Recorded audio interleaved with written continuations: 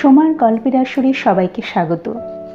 আজ পড়ব রাজেশ বসুর লেখা একটি অ্যাডভেঞ্চার রহস্য উপন্যাস। রাজেশ বসু ছোট বড় সকলের জন্যই অ্যাডভেঞ্চার, মানবিক আবেদনের নানা গল্প উপন্যাস লিখে থাকেন।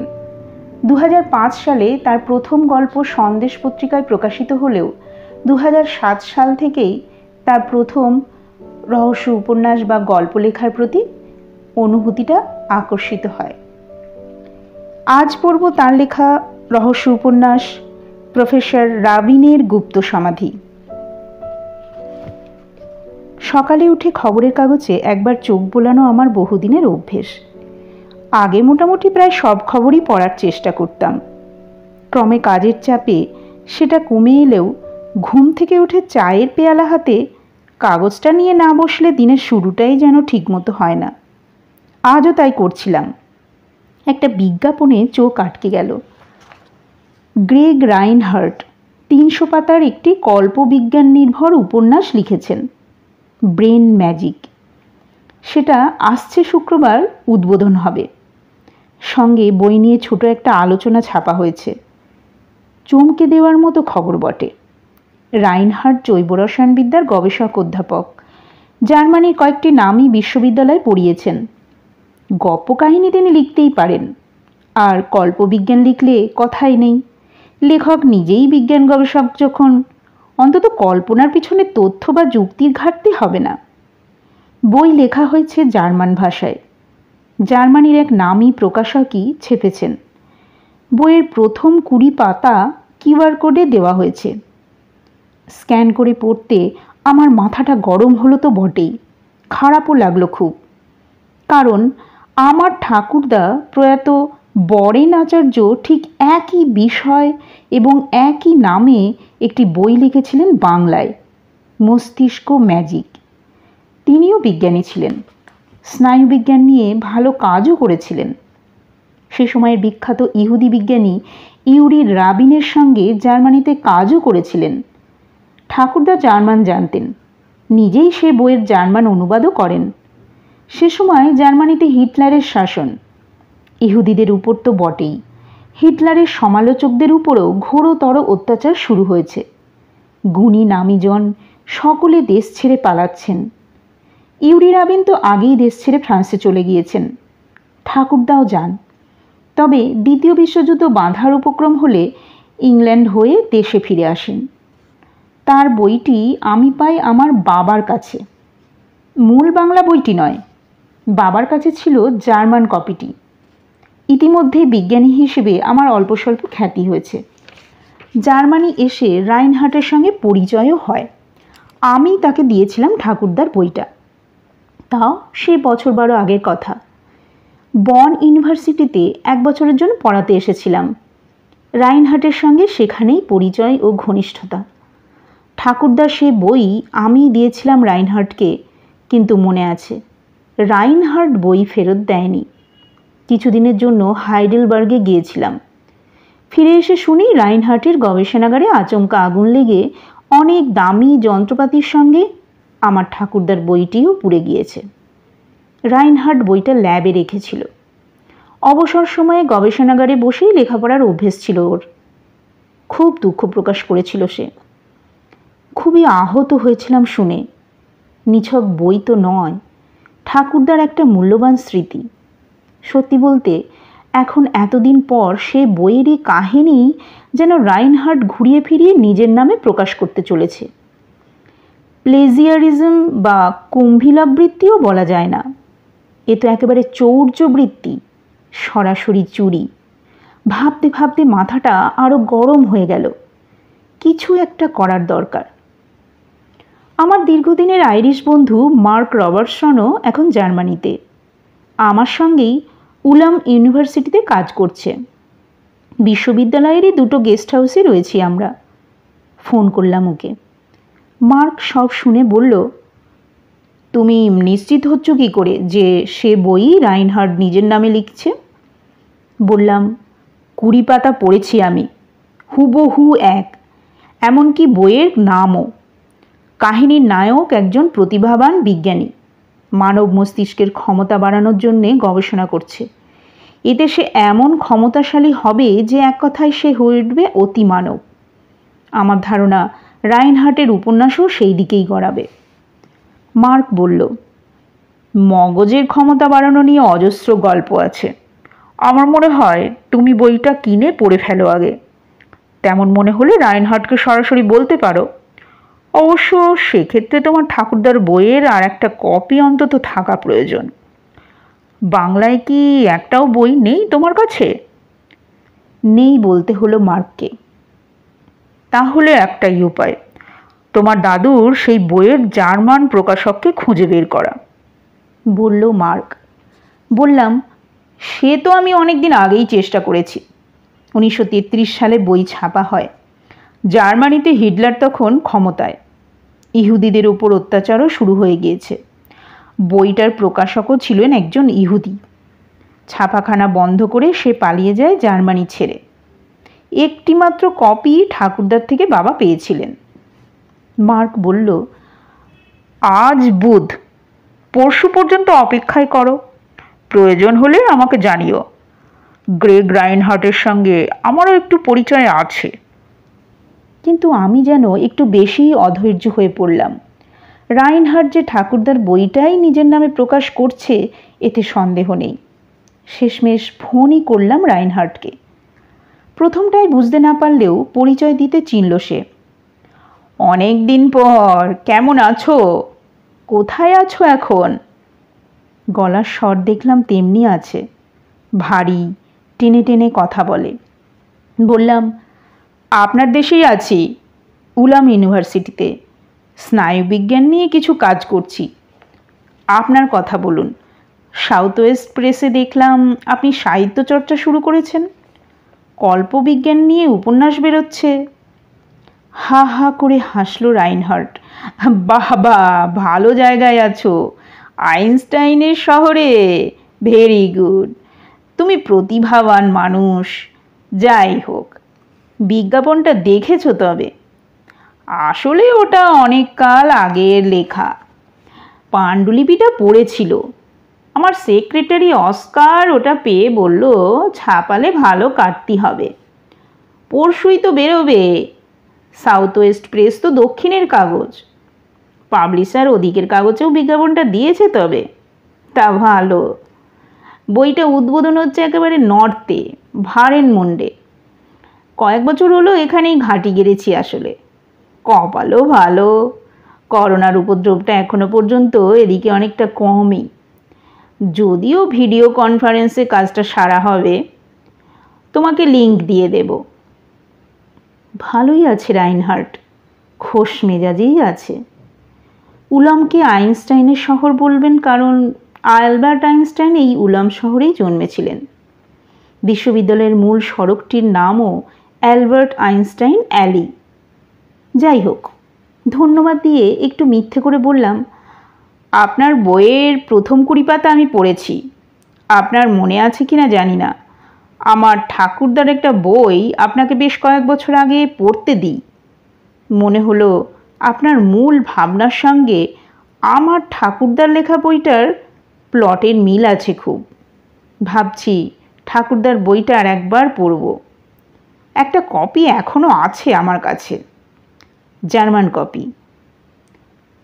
তুমি যে বলেছিলে সে বইয়ের আর কপি নেই তোমার কাছে, এই জন্য আমার কাছে ভালোই অনুযোগ করেছিলে।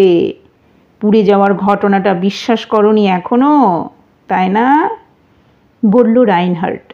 ভেবেছিলাম শুনে উদ্বিগ্ন হবে সে, কিন্তু স্বাভাবিক স্বরেই উত্তর এলো। সেজন্য ক্ষমা চাইছি, বললাম আমি।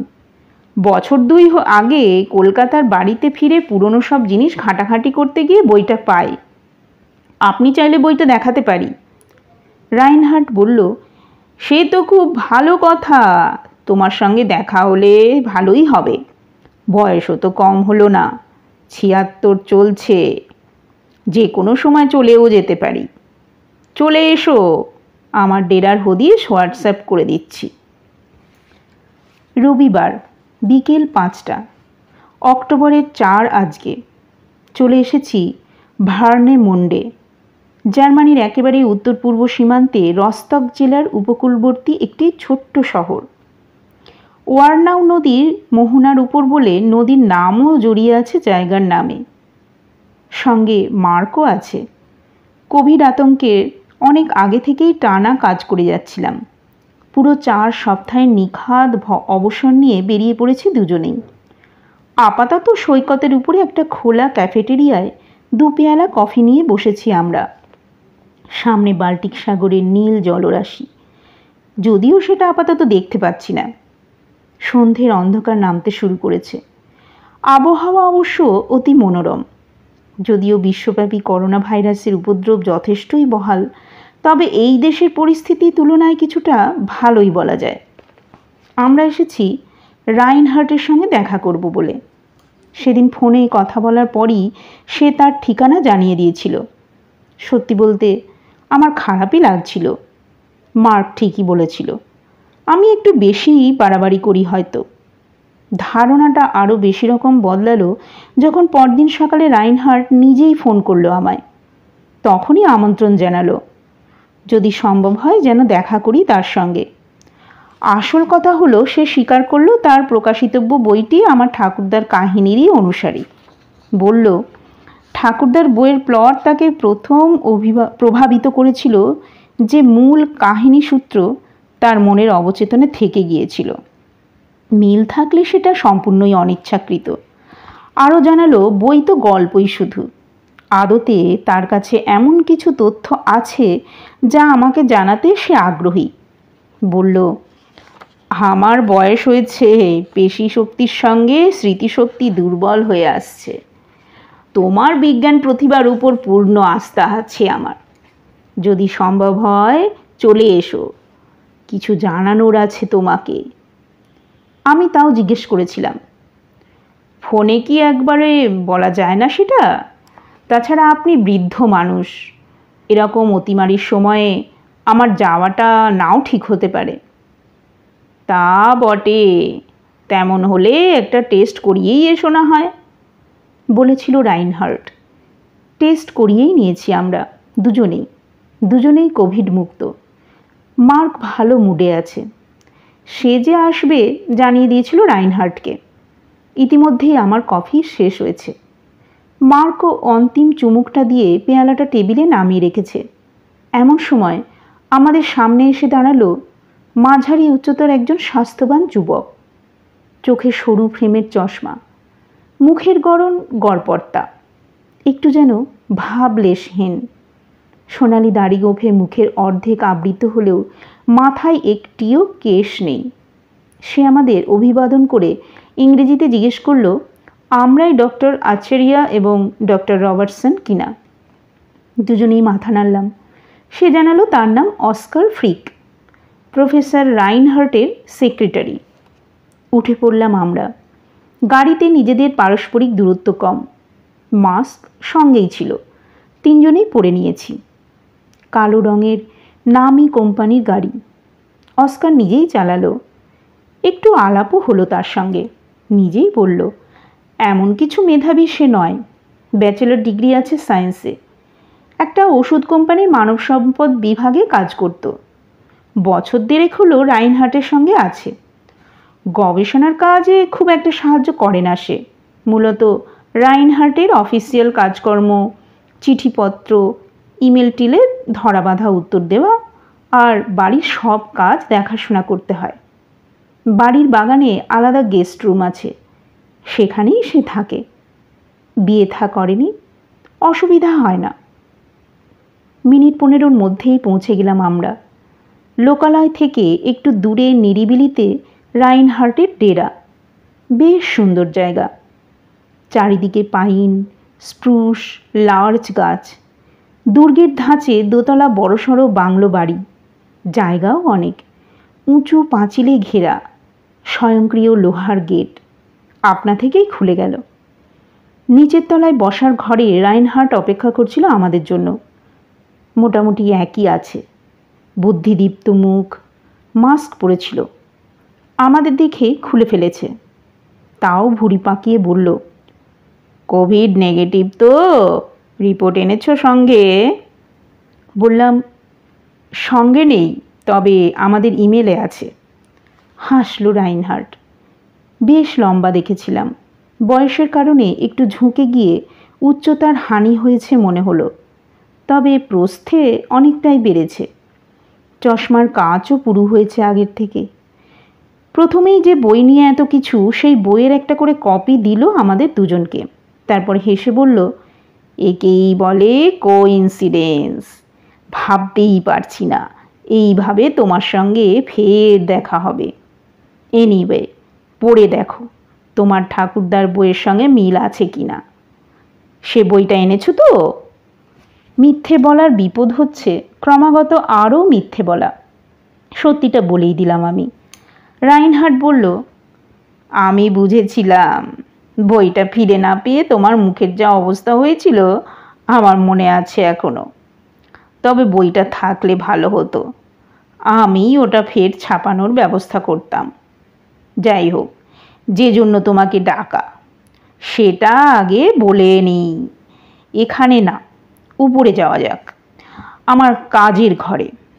তারপর একসঙ্গে ডিনার করব আমরা, ঠিক আছে? অস্কার ফ্রিক খুব মন দিয়ে আমাদের কথা শুনছিল। মনে হলো রাইনহার্ট তার সামনে কথা বলতে চাইছে না। সেটা আরও বুঝলাম যখন অস্কারকে আমাদের পিছন পিছন আসতে দেখে রাইনহার্ট তাকে ডিনারের আয়োজন দেখার জন্য নিচে থাকতে বলে দিল। দোতলায় ছোটোখাটো গবেষণাগার রাইনহার্টের। 2-4টে ইঁদুর, গিনিপিগ দেখলাম খাঁচায়। কী বিষয়ে কাজ করছে ঠিক বুঝতে পারলাম না। যন্ত্রপাতি দেখে মনে হচ্ছে স্নায়ুবিজ্ঞান নিয়েই কিছু করছে। মার্ক অবশ্য সেটা জিজ্ঞেসই করল। নিউরোসায়েন্স নিয়ে কাজ করছেন মনে হচ্ছে। নিউরোসায়েন্স তো বটেই, সঠিক করে বলতে গেলে মানুষের মস্তিষ্ক নিয়ে। সত্যি বলতে গেলে কাজটা অন্তত আরও 40 বছর আগে শুরু করা উচিত ছিল, বলল রাইনহার্ট। এই ব্রহ্মাণ্ডের সবচেয়ে আশ্চর্য জিনিস আমাদের মগজ, দ্য হিউম্যান ব্রেন। গোটা শরীরটা চালাচ্ছে একাই, অথচ বড়জোর 1.5 কেজি ওজন, পুরো শরীরের মাত্র 2%। আর তার মধ্যেই 10 লক্ষ গিগাবাইট মেমারি। আশ্চর্য নয় কি? অবশ্যই। আমরা দুজনেই মাথা দোলালাম। সত্যি বলতে মানব মস্তিষ্কের সম্পূর্ণ কর্মপদ্ধতি বা গতি প্রকৃতি আজও আমরা বিজ্ঞানীরা বুঝে উঠতে পারিনি। বিশ্বজুড়েই তাই মানব মস্তিষ্ক নিয়ে গবেষণার অন্ত নেই। অথচ এই মগজের পুরোটা মানুষ ব্যবহার করতে আজও অক্ষম। খুব বেশি হলে বড়জোর 10 থেকে 20%। স্বয়ং আইনস্টাইনও কিন্তু এটা বিশ্বাস করতেন। কথা বলতে বলতে ল্যাব লাগোয়া একটা ডেমনস্ট্রেশন রুমে চলে এসেছি আমরা। লম্বা ডেস্ক, চেয়ার টেয়ার, দেওয়ালে প্রজেকশন স্ক্রিন, স্টিল কেসে বইপত্র, ম্যাগাজিন, জার্নাল। মার্ক বলল, জানি, কিন্তু সেটা তার ভুল ছিল। আসলে এই ভুলটা একটা সময় অনেক বিজ্ঞানীই করেছেন, হয়তো এখনও কেউ কেউ করেন, কিন্তু এটা একটা মিথ মাত্র। কল্পবিজ্ঞানের থিম বলা যায় খুব জোর। আমাদের মস্তিষ্ক বিভিন্ন সময়ে বিভিন্ন রকম শারীরবৃত্তীয় কাজ করে, সেজন্য যতটা দরকার ততটা অংশ সক্রিয় হয়। একসঙ্গে তো আমরা সাইকেল চালাই না আর কবিতা লিখি না, বা ওগুলো করার সময় একই সঙ্গে কুড়ুল দিয়ে গাছ কাটি না। সারাদিনের শেষে পুরো কাজটা ধরলে দেখা যাবে 100% কাজই করেছে আমাদের মগজ। হাসল রাইনহার্ট। এসবই আমি জানি, কিন্তু এটাও তো মানবে যা জানি না কিন্তু হতে পারে অথবা করা সম্ভব, তাই নিয়েই তো আমরা বিজ্ঞানীরা কাজ করি, নয় কি? মার্ক প্রতিবাদ করল না। রাইনহার্ট চশমা খুলে কাঁচজোড়া মুছল টিস্যু দিয়ে। তারপর অনেকটা স্বগতোক্তির মতো বলল, আমি সেই কাজটাই করছি।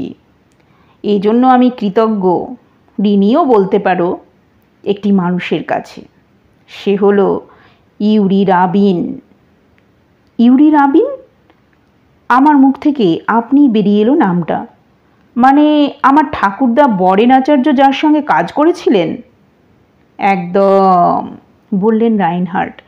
এখানে একটা কথা বলি, সেভাবে দেখলে বরেন আচার্য যে বই লিখেছিলেন সেটা কিন্তু আসলে ছিল ইউরি রাবিনেরই প্লট। অর্থাৎ যে জন্য তুমি আমার উপর অভিযোগ করছো, ইউরি রাবিন জীবিত থাকলে রাবিন এই অভিযোগ তোমার ঠাকুরদার উপর করতেন। বইয়ের বিষয়টা মিটিয়ে ফেলেছিলাম। রাইনহার্ড দেখছি ফের শুরু করলো।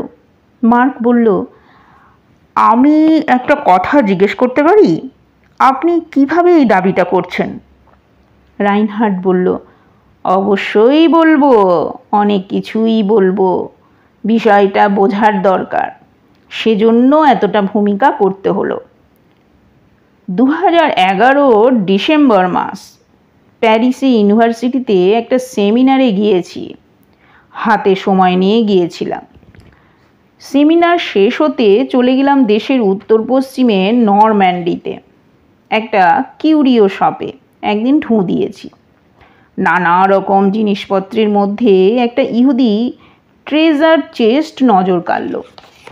1.5 ফুট লম্বা, 10 ইঞ্চি মতো উঁচু। ওইটুকুর মধ্যেই ভিতরে 4-5টা প্রকোষ্ঠ। সবচেয়ে বড় প্রকোষ্ঠে একটা রেক্সিনে বাঁধানো ঝুরঝুরে ডায়েরি দেখলাম, হিব্রু ভাষায় লেখা। আমার আগ্রহ দেখে অল্প বয়সী তরুণী দোকানদার বলল, যতই হোক ট্রেজার চেস্ট বলে কথা, তাই একটা কিছু রেখে দিয়েছি। কে জানে, ওতেই হয়তো গুপ্তধনের সংকেত আছে। তবে ওটা কিভাবে এলো তা বলতে পারবো না। বাক্স নিলে ভিতরে ডায়েরিটাও পাবেন। ফরাসি তরুণী মজা করে বললেও ততক্ষণে সত্যি গুপ্তধনেরই সন্ধান পেয়ে গিয়েছি আমি। ভাষাটা আসলে হিব্রু না, ইদিশ। দুটো ভাষাই ইহুদিরা বলে, তবে ইদিশ মূলত জার্মান ইহুদিদের উপভাষা। শিখেও ছিলাম একটা সময়ে, চর্চার অভাবে সেরকম মনে নেই। তাও পাতা উল্টে দেখে চোখ কপালে উঠল। অবিশ্বাস্য ব্যাপার, ডায়েরির লেখক খোদ ইউরি রাবিন। ভাবো কাণ্ডটা। থামল রাইনহার্ড। কাণ্ডই বটে সত্যি। ডায়েরি শুদ্ধ বাক্স নিয়ে ফিরে এলাম জার্মানিতে। ভাষাটা নিয়ে কিছুটা খাটতে হলো, কিন্তু যা পেলাম তা অকল্পনীয়। ডায়েরির মতো হলেও সেটা আদতে হলো রাবিনের গবেষণার খাতা। মানুষের মস্তিষ্কের কার্যকারিতা পুরো 100% বাড়ানো সম্ভব দেখিয়েছে রাবিন। বলছে এতে মানুষের বুদ্ধি বা মেধাবৃত্তি যে কেবল 1000 গুণ বৃদ্ধি পাবে তাই নয়, মস্তিষ্ক নিজেই সব রকম মারণ ব্যাধি প্রতিরোধের উপায় খুঁজে নেবে। ইন্দ্রিয় গ্রাহ্য অনুভূতিও বেড়ে যাবে কয়েক লক্ষ গুণ। এমনকি কিছু অতীন্দ্রিয় ক্ষমতাও এ তো ফের সেই কল্পবিজ্ঞানের গল্প। মার্ক উসখুস করছিল, না বলে পারল না। আমিও তাই ভেবেছিলাম, শান্ত গলায় বলল রাইনহার্ড। রাবিনের লেখা পড়ার পর আর তা বলতে পারবো না। প্রজেক্ট বেন ক্রিপ্ট নাম দিয়ে সে তার গবেষণার পুঙ্খানুপুঙ্খ বিবরণ লিপিবদ্ধ করেছে, এবং তাতে ভুল নেই এতটুকুও, অন্তত এখনো পর্যন্ত। এজন্য সে একটি বিশেষ ধাতব যৌগের কথা বলেছে, যা মস্তিষ্কের লক্ষ কোটি নিউরনের কার্যক্ষমতা নিমেষে বাড়িয়ে দিতে পারে। মানে বরেন আচার্য বা আপনার কল্পবিজ্ঞানের গল্পের মতো? মার্ক একটু ব্যঙ্গের সুরেই বলল। তার চেয়েও বেশি, বলল রাইনহার্ড। আমার বিশ্বাস সে যৌগ তৈরিতে বরেন আচার্যের কিছুটা ভূমিকা ছিল। বলতে পারো সেজন্যেই আমি ভাস্করকে ডেকেছি, যদি সে এই বিষয়ে কিছু করতে পারো। তুমিও প্রতিভাশালী, তোমার সাহায্য পেলে হয়তো কাজটা গতি পাবে আরও। আমি নিজেই পারতাম, কিছুটা এগিয়েওছি, কিন্তু পুরোটা করা হয়তো সম্ভব না, কারণ এজন্য সময়ের সঙ্গে সুস্বাস্থ্যেরও প্রয়োজন। তাছাড়া আরও একটা উপাদান আবশ্যক, তা হলো অর্থ। চূড়ান্ত পর্যায়ে প্রচুর অর্থের দরকার হবে, যদিও এর ব্যবস্থা রাবিন নিজেই করে গিয়েছে। কিন্তু সে অর্থের হদিশ পেতে বললাম না, সুস্বাস্থ্যের প্রয়োজন। মার্ক একটু আগ্রহী। বুঝলাম না, মানে রাবিন কোথাও টাকা পয়সা রেখে গিয়েছে? হয়তো, ডায়েরিতে এমনই উল্লেখ আছে। বলতে পারো সেভাবে দেখলে নরম্যান্ডির সে বাক্সকে ট্রেজার চেস্টই বলা যায়। সে ডায়েরিটা দেখা যায় একবার? জিজ্ঞেস করলো মার্ক। দেখাবো বলেই তো ডেকেছি। আসলে ডায়েরিটা থাকে ব্যাংকের লকারে, এনে রাখা হয়নি, সেজন্য তোমাদের পরে আসতে হবে। আনার পর জানাবো। তবে সেই বাক্সটা আমি দেখাতে পারি। 1 মিনিট। বেরিয়ে গেল রাইনহার্ট এবং 1 মিনিট না হলেও 2 মিনিটের মধ্যে ফিরে এলো বাক্স নিয়ে। কাঠের ছোটোখাটো বাক্স, ইহুদিদের ধর্মীয় চিহ্ন ছাড়াও নানা রকম সূক্ষ্ম কারুকার্যে বাক্সের বাইরে ভিতরে অনেকগুলো প্রকোষ্ঠ। আমি আর মার্ক দুজনেই হাতে নিয়ে দেখলাম। রাইনহার্ট বলল, একটা বিষয় অদ্ভুত, এত কিছু লিখলেও ব্যক্তিগত কথা খুব কম। ফ্রান্সের কোনো একটা জায়গায় সে তার কাজ করছিল, কোথায় তার উল্লেখ নেই। তারিখ দিয়ে বিক্ষিপ্ত কিছু নোটস, শুধু একটা নোট মনে আছে, 14ই মার্চ 1941, প্যারিসে 3600 জন ইহুদি গ্রেপ্তার হলো নাৎসিদের কাছে। সম্ভবত এই সময় সে প্যারিস ছাড়ে। ডায়েরির শেষের দিকে এক জায়গায় লিখছে যে কিছু একটা কঠিন রোগে ভুগছে সে, যে কোনো দিন চলে যেতে পারে এই ইহলোক ছেড়ে। অন্তিম শয়নে তার পরিবারকে চিরসঙ্গ চায় সে, জার্মানি ফিরতে চায়। থামল রাইনহার্ট। দরজায় কেউ নক করেছে। গাঁট্টা গোট্টা চেহারার একটা লোক, গায়ে কুকিং অ্যাপ্রন, বলল, হের ফ্রিক বলতে বলল ডিনার রেডি। ঘড়িতে 7:15। সাহেবদের দেশে এটাই রীতি। প্রায় সন্ধেতেই রাতের খাওয়া সেরে নেয় এরা। আমাদের মুলুকে এর চল নেই বটে, তবে রাতের খাওয়া আগে সারাই বেশি স্বাস্থ্যকর। খাবার পুরো হজম হয়, বাড়তি মেদ না জমায়, কিছু রোগ অসুখও এড়ানো যায়। আজ মঙ্গলবার, অক্টোবরের 6। এখন রাত 9টা। ভার্নেমুন্ডে আছি মানে থাকতে বাধ্য হয়েছি। ঘটনা প্রবাহ আচমকা যতটা চমকপ্রদ ততটাই ভয়ানক। কি থেকে কি হলো কিছুই বুঝতে পারছি না। অদ্ভুত একটা চক্রান্তে জড়িয়ে পড়েছি দুজনে। শুরু থেকে বলি। রবিবার গিয়েছিলাম রাইনহার্টের বাড়ি। পরের দিন অর্থাৎ সোমবারেই সন্ধে নাগাদ রাইনহার্ট ফোন করে জানালো চলে আসতে। সে নিজে গিয়ে ব্যাংক থেকে রাবিনের ডায়েরি বা নোটবুক কিনে রেখেছে। আমাদের বলল মঙ্গলবার, মানে আজকে বিকেল 4টে নাগাদ যেতে। তবে অস্কার আমাদের নিয়ে আসতে পারবে না। সে দুদিনের ছুটি নিয়ে পাপেনডর্ফ গিয়েছে এক বন্ধুর বাড়িতে। সুতরাং গাড়ি সঙ্গে না থাকলে ব্যবস্থা করে নিতে হবে। অবশ্য হেঁটেও চলে আসতে পারো, তোমাদের হোটেল থেকে 2-2.5 মাইলের বেশি হবে না আমার বাড়ি। কথা মতো আজ বিকেল ঠিক 4টেই আমি আর মার্ক হেঁটেই চলে আসি রাইনহার্টের বাড়ি। গেটের সামনে গিয়ে হাজির হই। বেশ ঠান্ডা, 7-8 ডিগ্রি তাপমাত্রা। এর উপর জোরে বাতাস বইছে। ভিডিও ক্যামেরা লাগানো স্বয়ংক্রিয় গেট। বাড়ির ভিতর থেকে রিমোটের বোতাম টিপলে দরজা খুলবে গেটের। প্রথম দিন তো দাঁড়াতেই হয়নি, আজও হলো না। গেট খোলাই দেখলাম।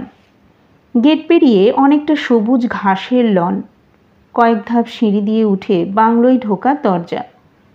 কেউ কোথাও নেই। উর্দি পরা একজন রক্ষীকে দেখেছিলাম গতকাল, সেও নেই। দরজায় বেল দিলাম মার্ক। মিনিট কয়েকের অপেক্ষাতেও দরজা খোলে না। ফোন করলাম রাইনহার্টকে। Engaged tone. শেষে দরজার ডোরনব ঘোরাতেই খুলে গেল। দেখে ঢুকলাম দুজনে। এবার হ্যালো প্রফেসর বলে 2-4 বার ডাকতে পরশু দেখা সেই গাঁট্টা গোট্টা চেহারার কুক বেরিয়ে এলো ভিতর থেকে। মনে হলো এই অসময়ে যেন সে ঘুমোচ্ছিল। তবে আমাদের যে সে প্রত্যাশা করেনি তার মুখ দেখেই বুঝতে পারছিলাম। রাইনহার্টের সঙ্গে অ্যাপয়েন্টমেন্ট আছে বলায় সে একটু অবাকই হলো। বলল, সোজা উঠে যাও ওপরে, আসতে যখন বলেছে দেখা করবে নিশ্চয়ই, ল্যাবেই হয়তো পাবে, নয়তো লাইব্রেরিতে। পাথরের স্ল্যাবের সিঁড়ি ওঠার সময় মার্ক ফিসফিস করে বলল, আমাদের আসার খবরটা রাইনহার্ট কাউকে বলেনি দেখছি, অস্কারকেও হয়তো সেই ছুটিতে পাঠিয়েছে। বললাম, কি করা যাবে, গুপ্তধনের লোভ কিছু মানুষের চিরন্তন, তা থাকুক আর না থাকুক। মার্ক একটু তীর্যকভাবে চাইল আমার দিকে। সিঁড়ি দিয়ে উঠে ল্যান্ডিং, বাঁদিকে গবেষণাগার, ডান দিকে গেলে রাইনহার্টের লাইব্রেরি, পাশেই তার বড়সড় শোয়ার ঘর। গতকাল ঢুকিনি ভিতরে, বাইরে থেকে দেখেছিলাম। এখন ঢুকতে হলো, কারণ ল্যাবরেটরি বা লাইব্রেরি রাইনহার্ট কোনোটাতেই নেই। আর একবার মোবাইলে ফোন করলাম, এখনও এনগেজড। প্রফেসর রাইনহার্ট বলে দুজনেই ডাকলাম কয়েকবার, উত্তর নেই। শোয়ার ঘরের দরজা বন্ধ বা ভেজানো। ঢুকবো কিনা ভাবছি, দেখি কুক লোকটি সিঁড়ির মাঝামাঝি উঠে এসেছে। বলল, ল্যাবে পেলে না, তাহলে বেডরুমেই আছে, অসুবিধে নেই, ঢুকে যাও। মার্কের এভাবে দেখা করতে অস্বস্তি হচ্ছে, ব্যাপারটা আমারও ঠিক মনে হচ্ছে না, কিন্তু ইউরি রাবিনের ডায়েরি দেখার লোভকেও সংযমে রাখা যাচ্ছে না। শেষে আমিই দরজা ঠেলে ঢুকলাম। মার্কও এলো। সেলফ ক্লোজিং ডোর নিঃশব্দে বন্ধ হলো পিছনে। বড় ঘর, আসবাবপত্রও প্রচুর, মধ্যিখানে রাইনহার্টের ভিক্টোরিয়ান ডিজাইনের মস্ত খাট। সব কিছু যদিও স্পষ্ট না, আলো জ্বালানোটা ভদ্রতা হবে কি না বুঝতে পারছি না। প্রফেসর রাইনহার্ট একবার ডাকলাম। এক কোণে ধিকি ধিকি করে আগুন জ্বলছে ফায়ার প্লেসে, তাতেই যা কম্পমান আলো, কিন্তু সে আলোতেই যা দেখলাম চক্ষু চড়ক গাছ আমাদের। ফায়ার প্লেসের কিছুটা দূরে লাল কার্পেটে মুখ থুবড়ে পড়ে রয়েছে রাইনহার্ট। দুজনে মিলে চিৎ করলাম। হাইনেক সোয়েটারের ভিতরে বুকের কাছে কিছু একটা ঢুকে আছে শক্ত মতো। বের করে আনতে আবার চমক, একটা ছোট্ট পিস্তল। এবারে খেয়াল হলো কার্পেট কেমন চটচটে ভেজা ভেজা, রক্ত না তো? My goodness, he might have been shot, উত্তেজিত হয়ে বলল মার্ক। 110-এ কল করছি আমি। 110 হলো জার্মান পুলিশের এমার্জেন্সি নাম্বার। ফোন নাম্বার 9-10 সেকেন্ডের মধ্যে উত্তর আসে, কিন্তু মার্ক সবে পকেটে হাত ঢুকিয়েছে মোবাইলের জন্য। আমি পালস দেখব বলে রাইনহার্টের হাত ধরতে যাচ্ছি। জানলার দিক থেকে জোরে একটা শব্দ হলো, মনে হলো গুলির। পিস্তলটা কার্পেটে ফেলে দিয়েছিলাম। মার্ক ভয় পেয়ে সেটা সবে হাতে তুলেছে, ঠিক তখনই শুরু হলো আসল কাণ্ড। কুক লোকটি নাম জেনেছি লুথার, কখন যেন দরজা ঠেলে ঢুকেছে। কিছু বলার আগেই সে চিৎকার জুড়ল, কি করেছো তোমরা প্রফেসরকে, ইউ গুনস মার্ডারার্স! আরও আশ্চর্য, অস্কার ফ্রিক এসে ঢুকলো কোত্থেকে। তার পিছনে বাড়ির দুজন রক্ষী। দীর্ঘ দেহটির হাতে একটা বন্দুকও রয়েছে। মার্ক ততক্ষণে পিস্তল ফেলে দিয়েছে বটে, কিন্তু আমাদের কোনো কথা কানেই নিল না অস্কার। সে 110-এ ফোন করবেই। প্রথমে তো মোবাইলে পটাপট কতগুলো ফটো তুলে ফেললো দুজনের, তারপর পিস্তলটা খুব সাবধানে সেলোফেন প্যাকেটে ভরল। কি সাংঘাতিক ব্যাপার! শেষে অনেক করে বোঝানোই অস্কার একটু নরম হয়। আমাদের নিয়ে আসে ল্যাবরেটরি লাগোয়া সেই ছোট ডেমনস্ট্রেশন রুমটায়।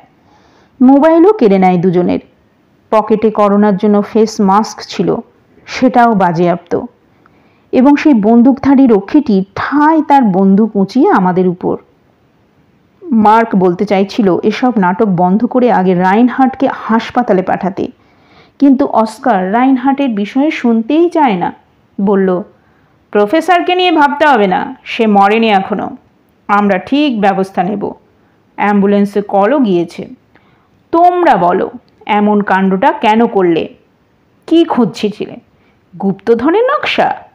রাবিনের নোটবুক? এর জন্য বুড়োটাকে গুলি করতে হলো? সে তো এমনিই তোমাদের বিশ্বাস করছিল। খুব অবাক হয়েছে এমনভাবে বলল সে। দেখো, আমাদের যা বলার বলেছি, তুমি বলো ছুটি নিয়েও এখানে ঘাপটি মেরে লুকিয়েছিলে কেন? রাবিনের ডায়েরি হাতানোর উদ্দেশ্যটা কার ছিল? কড়া গলায় বলল মার্ক। রাবিনের ডায়েরি?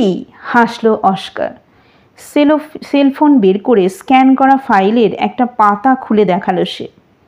অজানা ভাষায় সুন্দর হস্তাক্ষরে লেখা, খুব সম্ভবত লেখকের নাম। লিপিটা চেনা হলেও পড়তে পারলাম না। Yuri Rabin, Germany, France, Germany, বলল অস্কার। ইদিশ ভাষায় লেখা। এ ডায়েরি কবেই আমাকে দেখিয়েছিলেন প্রফেসর। তিনিই বলেন স্ক্যান করে রাখতে।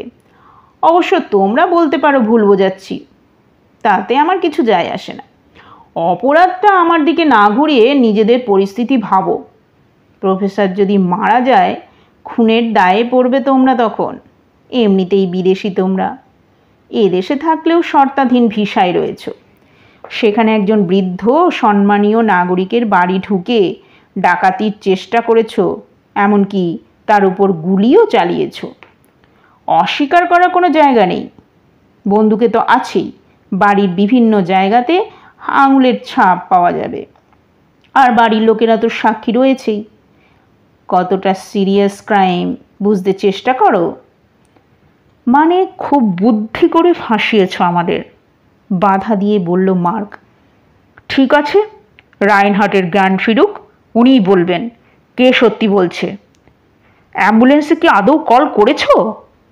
বলতে বলতে গাড়ির এমার্জেন্সি হর্ন কানে এলো।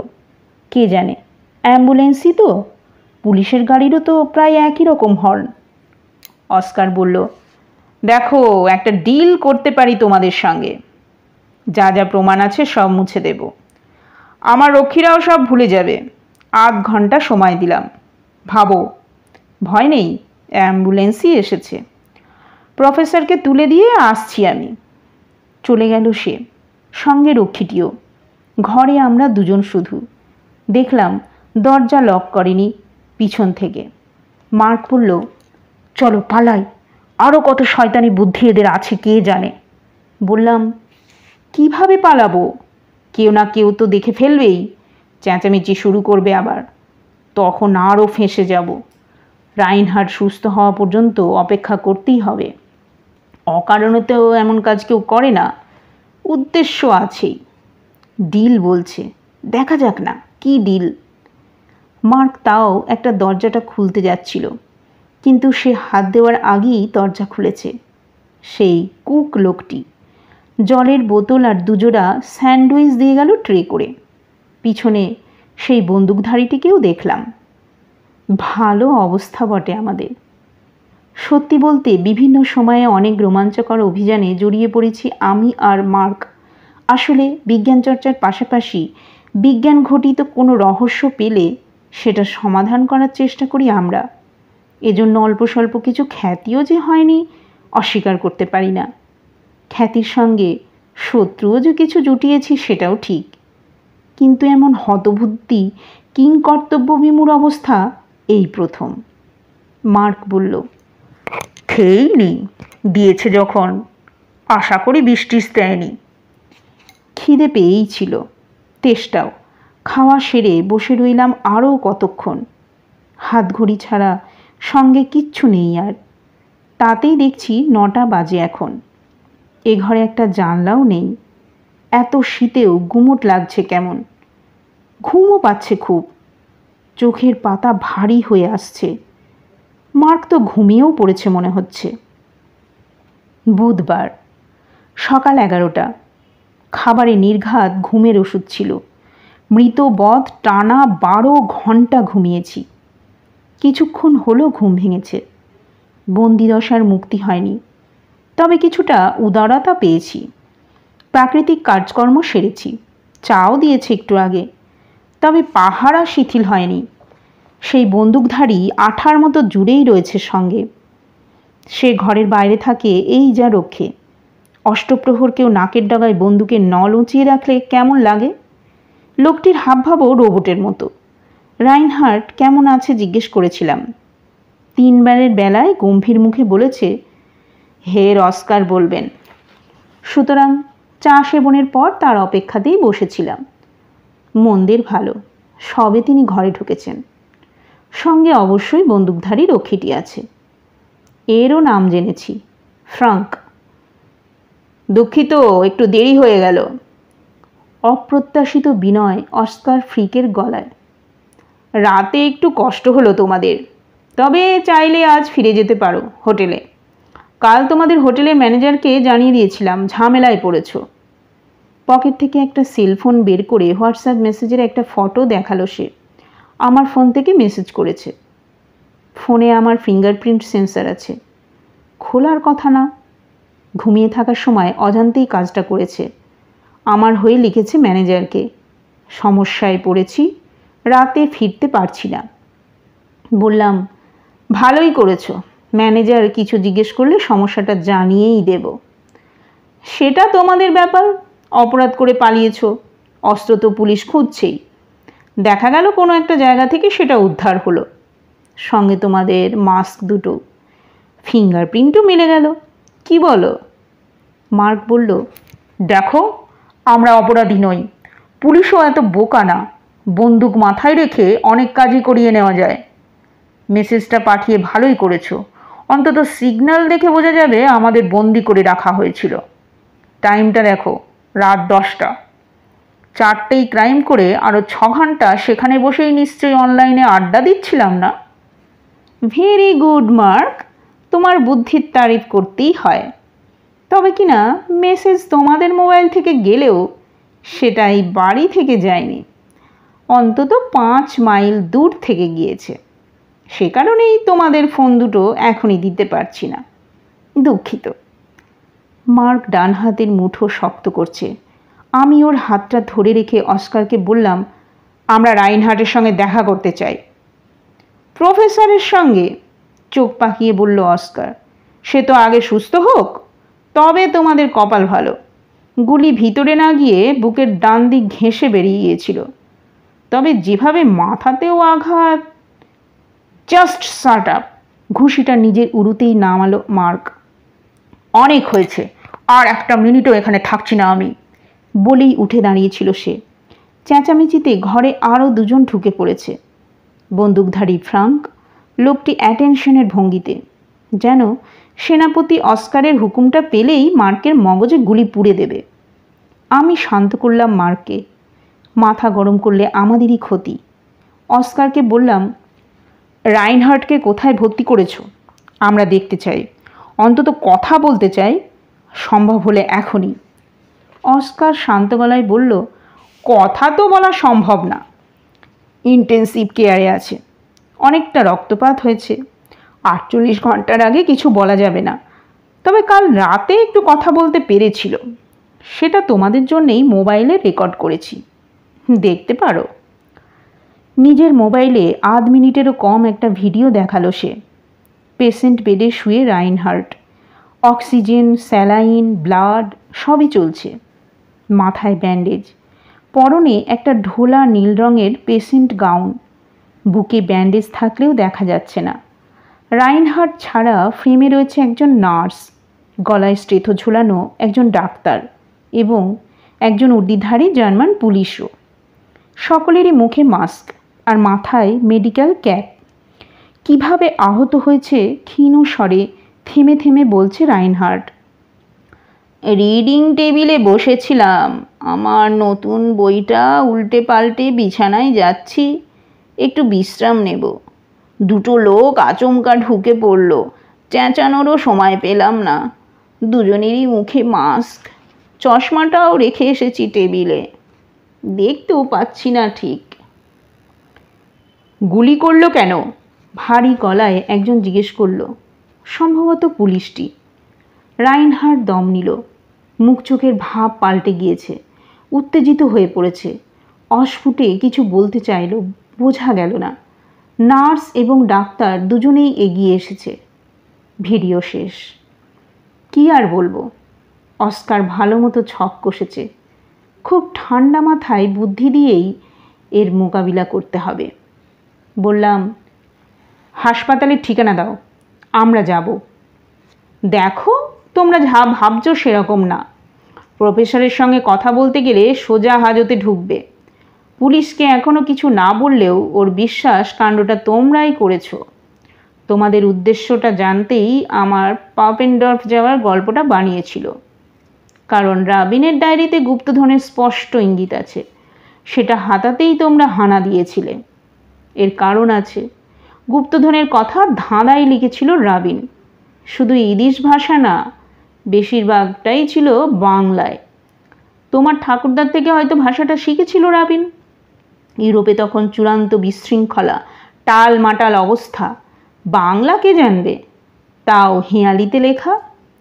অবশ্য এই সবই হয়তো জানো তোমরা, আমার বলার কিছু নেই। সেজন্য প্রফেসরের বই লেখার খবর পাওয়া মাত্র ওকে উত্ত্যক্ত করা শুরু করেছিলে।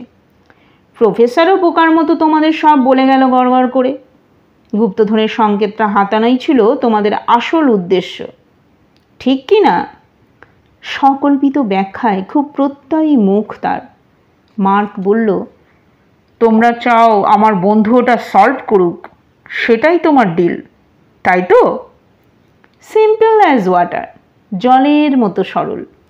দাড়ির জঙ্গলে হাত বুলিয়ে বলল অস্কার।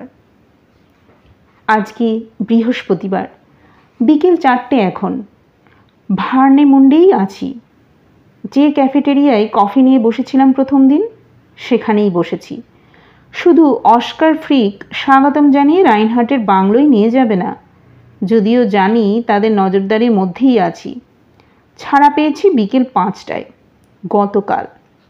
শর্ত সাপেক্ষেই অবশ্য, মানে অস্কার ফ্রিকের ডিলে বিলক্ষণ রাজি হতে হয়েছে। মার্ক বলছে ব্ল্যাকমেল, সত্যি বলতে সেটাই। 1 সপ্তাহ সময় দিয়েছে অস্কার। এর মধ্যে ইউরি রাবিনের ডায়েরি বা নোটবুকের ধাঁধার সমাধান করতে হবে। না পারলে আমাদের বিরুদ্ধে পুলিশে রিপোর্ট করবে সে।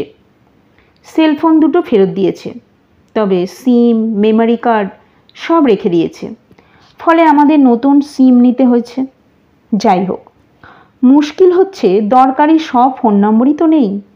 আর স্মৃতিশক্তিও দেখছি খুবই খারাপ। খুব নিকট কয়েকজন ছাড়া একটা দরকারি নম্বরও মনে করতে পারলাম না দুজনেই। আসলে নাম দেখে কল করা অভ্যেস আমাদের। ফোন নাম্বার আর কবে দেখি, তাও বিদেশের নম্বর। মার্ক অবশ্য ইন্টারনেট ঘেঁটে ওর দেশের একজন ঘনিষ্ঠ উকিল বন্ধুর নম্বর খুঁজে পেয়েছে। পুরো কাণ্ডটা তাকে এইমাত্র জানিয়ে জিজ্ঞেস করলো, বিষয়টা কি আমরা পুলিশ বা দূতাবাসে জানিয়ে আসবো? মোবাইলে ইয়ারফোনের প্লাগ দিয়ে একটা ইয়ারপিস আমার কানে গুঁজে দিয়েছে মার্ক। আমিও শুনছি। ভদ্রলোক বললেন, জার্মানির আইনকানুন কেমন সেটা দেখতে হবে। বিশেষ করে প্রবাসীদের ক্ষেত্রে কিছু অতিরিক্ত বিধিনিষেধ সব দেশেই থাকে। আমার মনে হয় তোমরা রাইনহার্টের সঙ্গে কোনোভাবে যোগাযোগ করো। সে তোমাদের হয়ে বললে চক্রান্তটা যে অস্কার লোকটাই করছে বোঝা যাবে। মার্ক বলল, জার্মানি ছেড়ে চলেও যেতে পারি আমরা। কোনো হোক শারীরিক সমস্যার অজুহাতে বিশ্ববিদ্যালয়ের কাজটা আপাতত পিছিয়ে দিতে পারি, বাতিলও করা যায়। সে তো পারোই। সেক্ষেত্রে অস্কার লোকটা প্রতিহিংসা নেবেই। যেসব প্রমাণ সাজিয়েছে সোজা গিয়ে হয়তো পুলিশে জমা করবে। ও সেই কাজটা করেনি, আন্তর্জাতিকভাবে মুশকিলে পড়ে যেতে পারো তখন। বুঝতেই পারছো এর কারণ গুপ্তধনের লোভ। আমার মনে হয় গুপ্তধনটন থাকুক বা না থাকুক, ওটার লোভ দেখেই লোকটা শয়তানিটা ফাঁস করো। এখনো পর্যন্ত নিরাপদ তোমরা। পুলিশের কাছে তোমাদের নাম তুলবে না ও। সবচেয়ে ভালো হয় রাইনহার্টের সঙ্গে দেখা করতে পারলে। ধন্যবাদ জানিয়ে ফোন ছাড়ল মার্ক। আমরাও উঠে পড়লাম। সত্যি বলতে আমারও তাই মনে হচ্ছে। অস্কার আমাদের রাবিনের ডায়েরি থেকে একটি হেঁয়ালি বা ধাঁধা প্রিন্ট করে দিয়েছে। সত্যি তাতে মহার্ঘ কিছুর সংকেত আছে কিনা জানি না, তবে হঠাৎ দেখলে সেটা উদ্ভট মনে হলেও কোথাও একটা ইঙ্গিত যেন আছেই। এর উপর বাংলা ইংরেজি মিশিয়ে লেখা, মানে বলা যায় আমার ঠাকুরদারও একটা প্রত্যক্ষ বা পরোক্ষ যোগ রয়েছে। গুপ্তধনের প্রতি আমার লোভ নেই, কিন্তু ধাঁধাটা কি জানার জন্য খুব কৌতূহল হচ্ছে। মার্কের প্রথমে উৎসাহ ছিল, এখন আর নেই। আবল তাবল বলে উড়িয়ে দিচ্ছে। আর একটা কথা, হোটেল বদলেছি। আগের হোটেলের ম্যানেজার রাতে কেন আসেনি নিয়ে যদিও কিছু জিজ্ঞেস করেনি, শুধু চলে যাওয়ার সময় সার্ভিসে কোনো অসুবিধা হচ্ছে কিনা জানতে চাইছিল। আমরা সবিনয়েই বলেছি হোটেল এবং তাদের পরিষেবার তুলনা হয় না, নিজেদের ব্যক্তিগত কারণে যাচ্ছি। একটু হলেও যে তার মুখের রেখায় কৌতূহল ফুটে ওঠেনি এমন নয়। এখন যে হোটেলে উঠেছি এটা অস্কারই ঠিক করেছে। রস্তকেই, সমুদ্র তীর থেকে 10-12 কিলোমিটার দূর।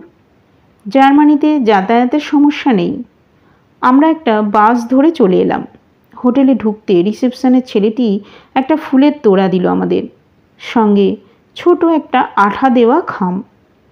3 তলায় আমাদের ঘর, মোট 8টা ঘর, আমরা ছাড়া সবকটাই খালি। সস্ত্রীক একজন ড্যানিশ ভদ্রলোক ছিলেন, দুপুরে চেক আউট করে চলে গিয়েছেন। ঘরে ঢুকে দরজা বন্ধ করে দিয়ে খামটা খুললাম।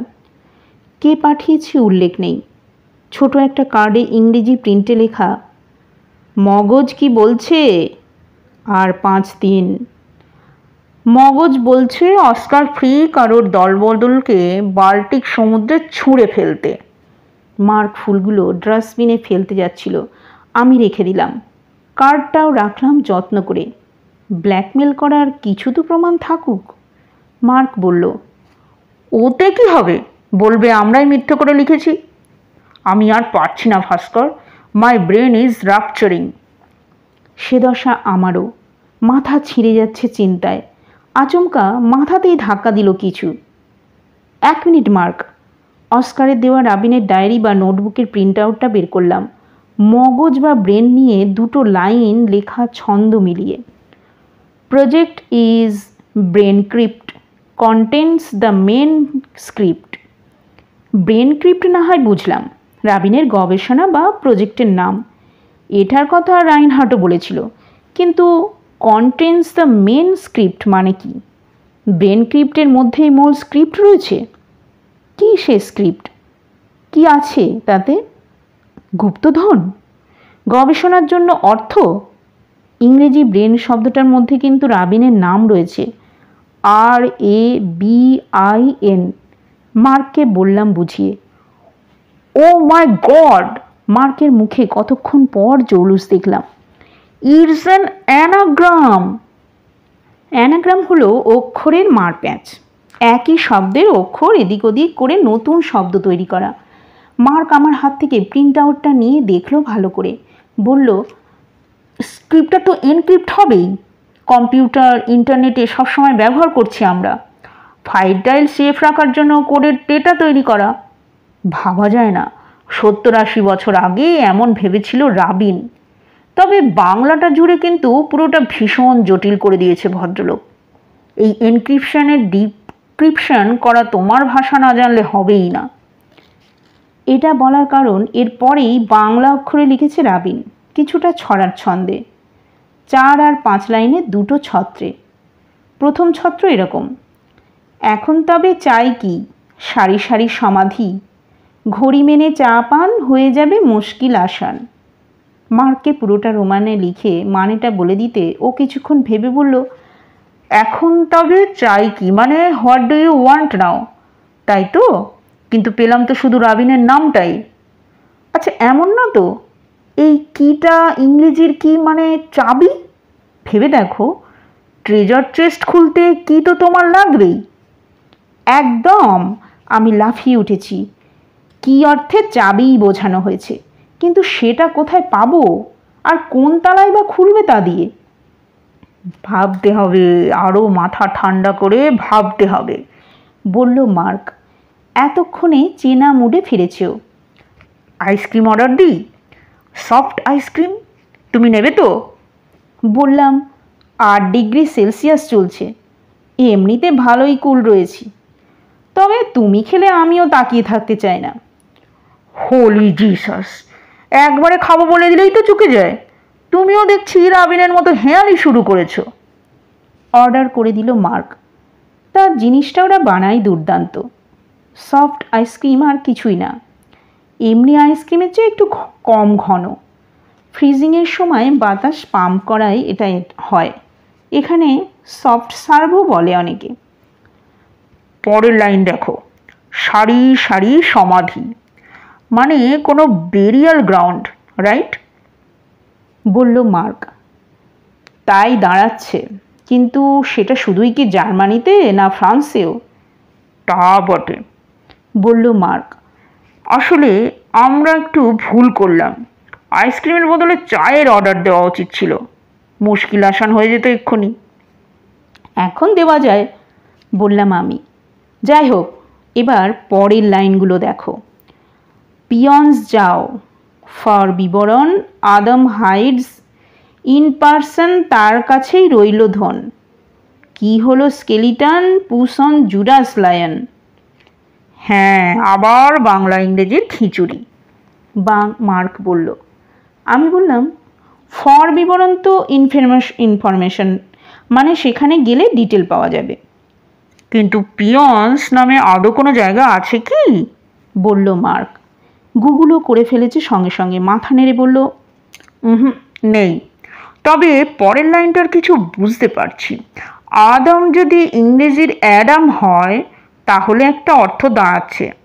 তাছাড়া তার কাছে রইল ধন, এটা খুব পরিষ্কার। কিন্তু যাব কোথায়? পিয়ন্সে? খুব গোলমেলে। খুব বাজে পাজল বানিয়েছে রাবিন। পুরোটাই ধাপ্পা না তো? আমার তা মনে হয় না। ধাপ্পা হলে জার্মানেই লিখে দিত। যা হোক কিছু, বিজয়তী দুটো ভাষা ব্যবহার করতো না। আবার আওড়ালাম লাইন দুটো। দ্বিতীয় লাইনটা পুরো ইংরেজিতে লিখলে, অ্যাডাম হাইডস ইন পার্সন, মানে কি? অ্যাডাম নিজেই ব্যক্তিগতভাবে লুকিয়েছে, কিন্তু লুকোলে তো নিজেকেই লুকোতে হবে। মার্ক বিড়বিড় করে যাচ্ছে। ইন পার্সন কতভাবে ইউজ করা যায়? Applying in person, will be there in person, meet me in person. মোদ্দা কথা হলো অ্যাপিয়ারেন্স বাই দ্য ফ্লেশ, রক্ত মজ্জায় উপস্থিত হওয়া। ওকে থামিয়ে দিয়ে বললাম, আমার মনে হচ্ছে ঘুরিয়ে লেখা হয়েছে এটা। অ্যাডাম লুকিয়ে আছে পার্সনের মধ্যে, মানে ইংরেজি পার্সন শব্দটার মধ্যে তার বাকি নামটা, মানে পদবি রয়েছে। কোথায় থাকে সে আগেই বলা হয়েছে। পিয়ন্সে, খাট ঝাঁকিয়ে বলল মার্ক। বললাম, ওটা নিয়ে আমরা পরে ভাববো। অ্যাডামের পুরোটা বুঝতে পারলে অনেক সুবিধা হবে। ইহুদি বা জার্মান নামের জিনিওলজি আছে প্রচুর, অনলাইনেই অনেক তথ্য পাওয়া যাবে। তাছাড়া এইসব নামের উৎস সাধারণত পেশা, জন্মস্থান, ধর্মবিশ্বাস, মিথ, নানা রকম বিষয় থেকে আসতো। যেমন ধরো বার্লিনার বা বার্লিনাস্কি, যারা বার্লিনে থাকতো। ফিশার, যারা মৎস্যজীবী মাছ ধরত, যেমন ফিশারম্যান। গোল্ডস্টাইন, যারা গোল্ডস্মিথ বা সোনার কাজ করত। আমাদের রাবিনও এসেছে ইহুদি যাজক র্যাবাই থেকে। ঠিক বলল মার্ক, কিন্তু পার্সন থেকে অক্ষরগুলো এদিক ওদিক সাজিয়ে দেখছে মার্ক। আমিও তাই করছি। রাত বাড়ছে, একটা দুটো করে আলো নিভছে বাইরে, ঠান্ডাও ক্রমে বাড়ছে দেখছি। রুম হিটার চালিয়ে এলো মার্ক। আমি একটা অর্থবহ শব্দ পেয়েছি, POSNER, পসনার।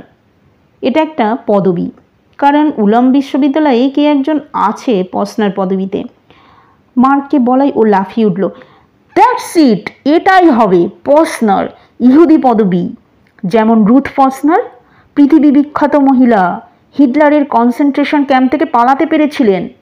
91 বছর বয়স এখন, ইংল্যান্ডে থাকেন, নামী কোরিওগ্রাফার, অভিনেত্রী। রুথ পসনার নামটা হয়তো আমিও শুনেছি। যাই হোক, এবার পুরো অ্যাডাম পসনার লিখে গুগল সার্চ করতে কয়েক সেকেন্ডের মধ্যে অগুন্তি নাম। আমরা শুধু পসনার লিখেও খুঁজলাম। একটা সাইটে জানা গেল পোল্যান্ডের পোজনান শহরের জার্মান ইহুদি বসবাসকারীদের নাম হলো পসনার। আরও খোঁজাখুঁজি করতে দুর্দান্ত ফল। পোজনার শহরকে জার্মানরা পোসেন বলে, বানান হলো POSEN, এবং যা এদিক ওদিক করে লিখলে হয় পিয়ন্স। আজকের পর্বটা এখানেই শেষ করব। পরের অংশ শুনতে হলে আগামী পর্বে আবার তোমাদের শুনতে হবে। আজ তবে এই পর্যন্তই, বিদায়।